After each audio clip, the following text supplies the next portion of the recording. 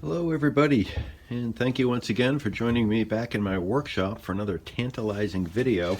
It took me 3 shots to finally find the correct zero clearance insert for my vintage Craftsman table saw. These are by Leecraft, and they've been around for a while. However, when I went to purchasing them, I didn't find the greatest information out there, and I ended up buying 3 of them. The first 2 weren't quite the right ones, but I did manage to make them work, and I'll give a little bit more color on that in a few minutes. But the reason I'm doing the video is hopefully this will help you, those of you out there with vintage Craftsman table saws. Maybe it won't take you 3 shots like it took me to find the proper ones. I really like these. I believe they're made out of phenolic, which is a really hard, rigid plastic. And I've had this guy for quite a while, probably 10 years, and this really is my go-to insert. It's rigid, it fits well, and it suits my needs. So let's get to it. For those of you that watch my videos, have seen my table saw many times, and this is the insert that comes with it, which allows you to put in a somewhat thicker blade. It's not a particularly good insert. It sits a little high here, a little high here. It's got a little bit of flex in it, and I don't use it very much except when I'm tipping the blade. If you're a fan of my videos, you know that I use this insert for my table saw. It's the CR1. It doesn't quite fit properly.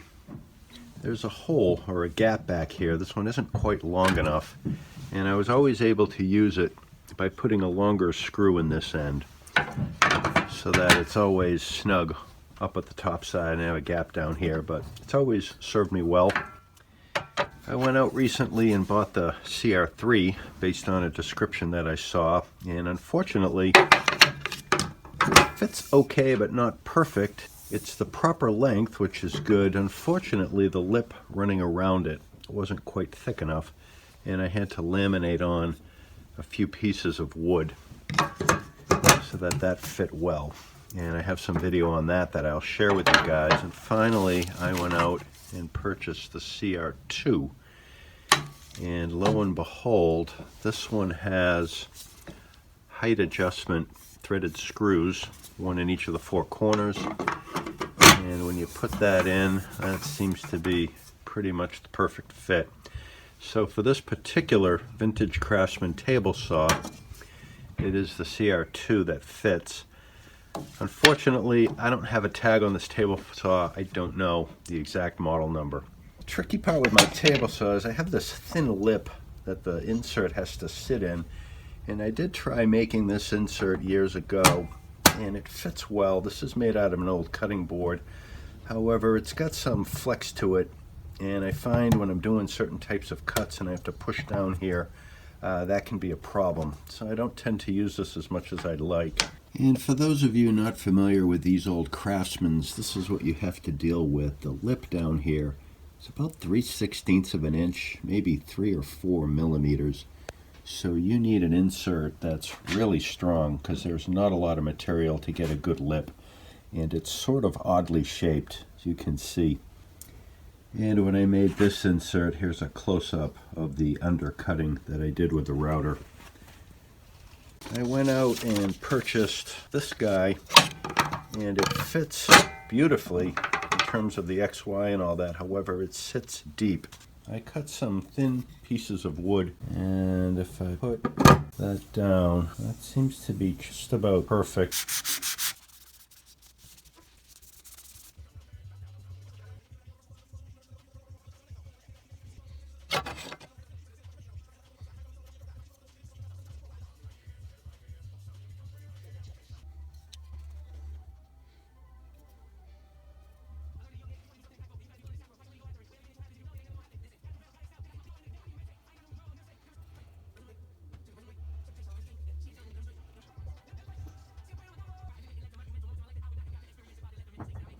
So the epoxy is set, and that fits in there quite nicely, and it's almost perfect, but it's just standing proud.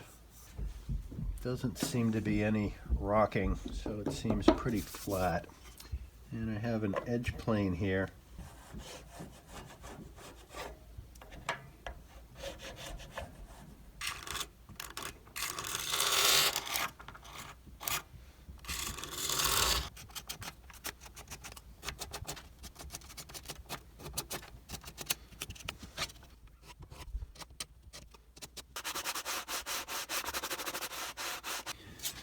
Okay, I have sanded and scraped, and if I use my card scraper here as a straight edge, the insert is below the level of the table saw down in here, not by much.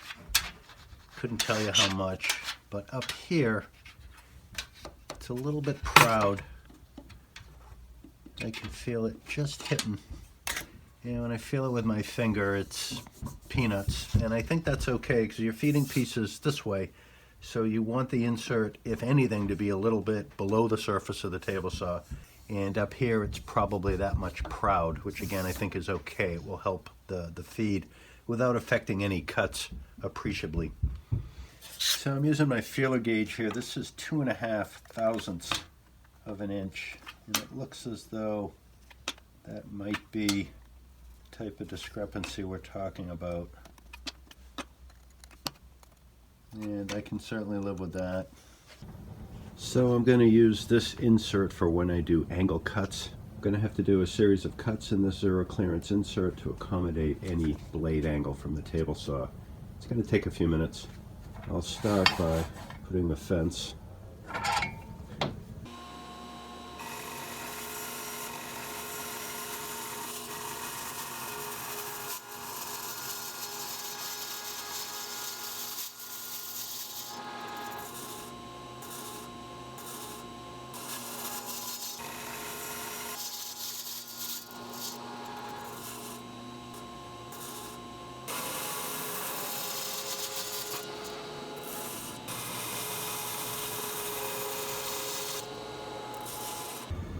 And I think over time this kerf is going to widen. That's been my experience, so I'll be able to get a taller blade in here, I think before too long. And here's a close-up of the slot that I cut. You can see the left-hand side is at a 45-degree angle. And the CR2 and CR3 are about 14¼ inches in length. And all three of them are about 3 11/16 of an inch wide, give or take. Well, that wraps up this one. As always, appreciate you coming by. Hopefully some of you out there, maybe if you have a vintage Craftsman table saw or you've been looking at these Leecraft inserts, hopefully this video gave you a little more information and helped you out, maybe answered a question or two. Feel free to leave a comment. As always, I love to read them. Always want to know what I can do to make these videos a little bit better. As always, stay safe, take care, and keep your eyes out for the next one.